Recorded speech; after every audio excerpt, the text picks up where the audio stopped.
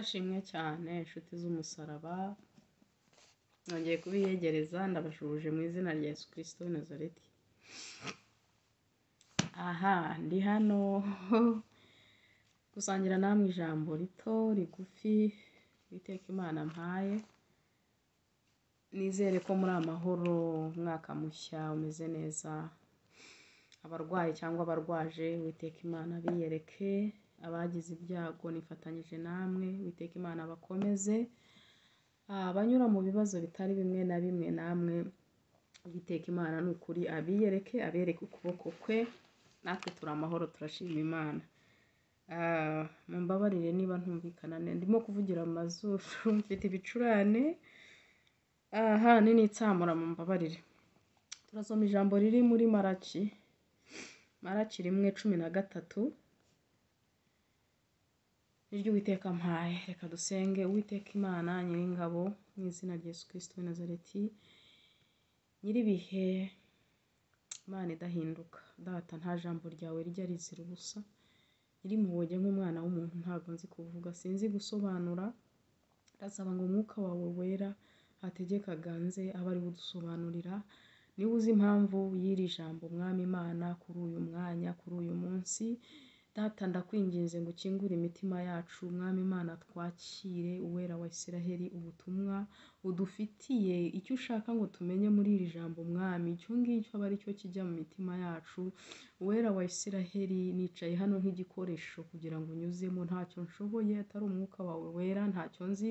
Uwera wa Isiraheli rero, reka mwuka wawe wera avugire muri jye, ayoborere muri jye, icyo ushaka n'icyo ushimwa aba ari cyo gikorwa. Icyo mpeje n'imbaraga z'umwijima mu izina rya Yesu Kristo w'i Nazareti. Data ntwikiriye ino message n'ubuzima bwanjye n'abanjye, abareba iyi video. Uwera wa Isiraheli, mbatwikirije amaraso ya Yesu Kristo w'i Nazareti. Mwuka wera w'Imana rero ngwino utegeke uganze.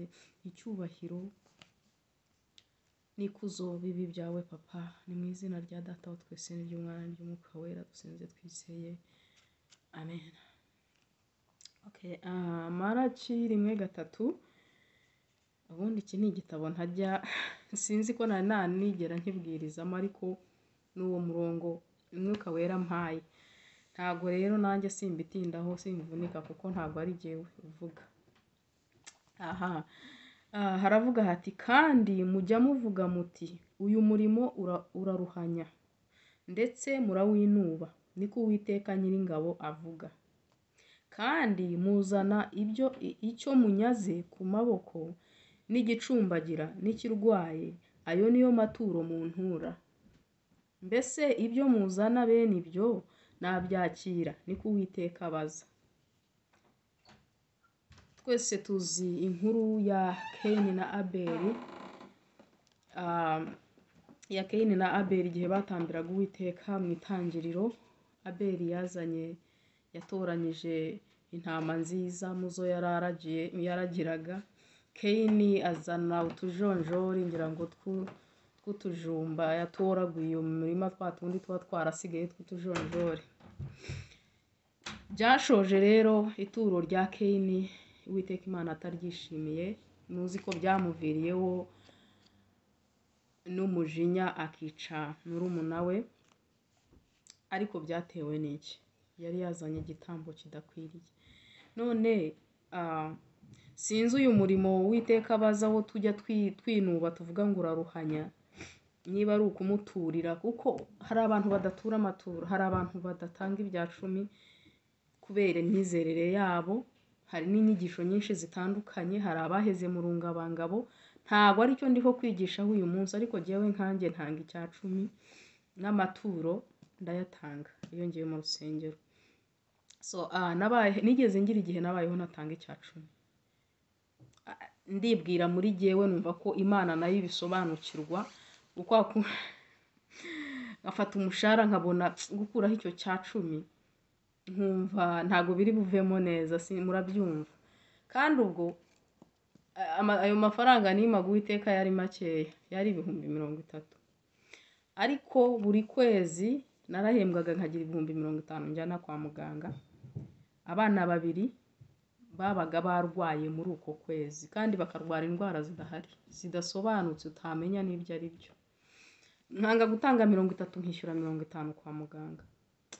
Hanyuma rero mu buhamya bwanjye mujya mwumva ahangaha ndwaje umwana naravuze Mana nunkiriza umwana ikintu cya mbere nzakora sinzongera mu buzima bwanjye kurya icyacumi nubwo naba mbona ayo mafaranga ariyo nsigaranye ari nta biryo biri mu rugo nzajya nkuha icyacumi ubundi tuburare usibye ko bitigeze binaba.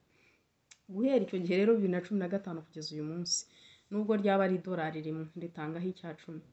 Rero ku batanga icyacumi Uwiteka arabaza. Hano ndabona uno murongo utubaza ntago ari niba tukitanga niba tutagitanga. By the way, niba utagitanga wumva ko ari itegeko ryo mu isezerano rya kera, gikore kubw'urukundo ufitiye Uwiteka. Ese mbaze ubundi icyacumi cyantwara iki? Uwiteka ampaye 100 nkananirwa kumuhaho amafaranga 10. Aha, muzana icyo munyaze ku maboko n'igicumbagira n'ikirwaye. Ayo niyo maturo mu ntura. Amaturo arwaye, amaturo acumbagira, amaturo munyaze. Amafaranga wibye uzi utabonye mu buryo buzima, iryo turo Uwiteka ntaryemera.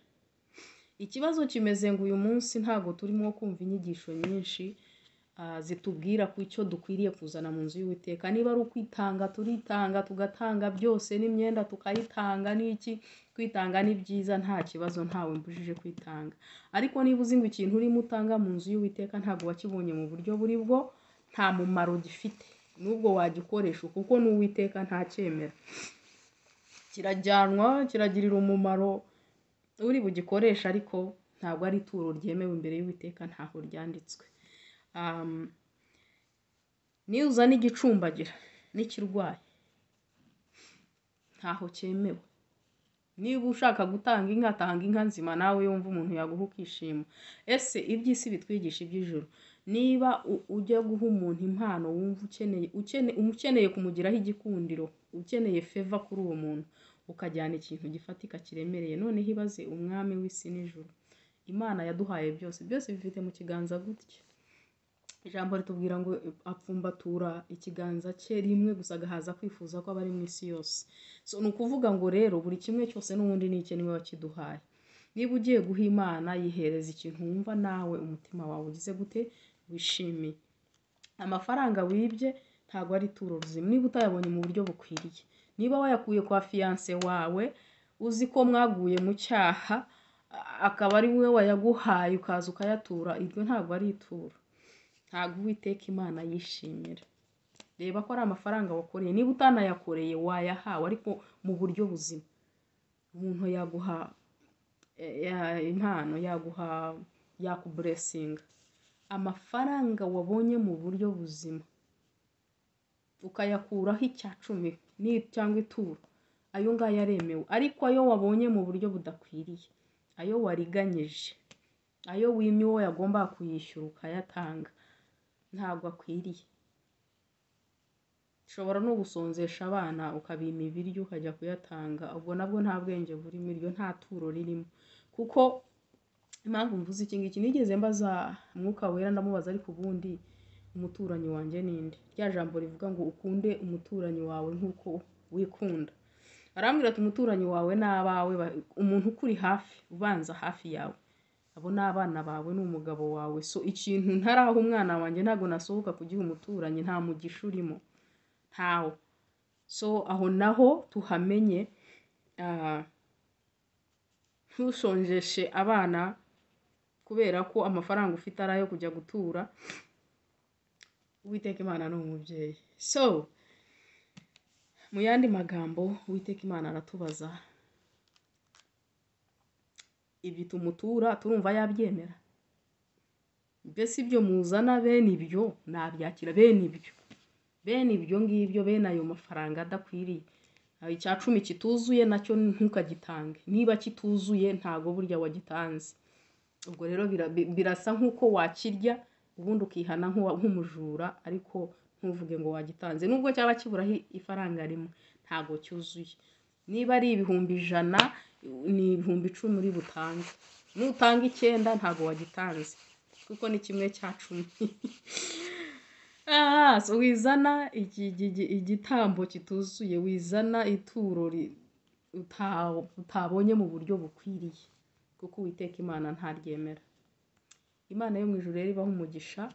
Imana yo mu ijuru ikomeze kwagura imitima yacu kugira ngo dukomeze gusobanukirwa kuri iri jambo. Jewe ndimo kuryakira kuko ndazi ko Imana yarizanye kubera impamvu, kandi ndasenga ngo namwe abumva ino video, rino jambo Uwiteka Imana Mwuka Wera akomeze kuribigisha, nanjye arinyigishe. Naho ubutaha rero nshuti z'umusaraba, Uwiteka Imana abiteho. Shalom, ndabakunda.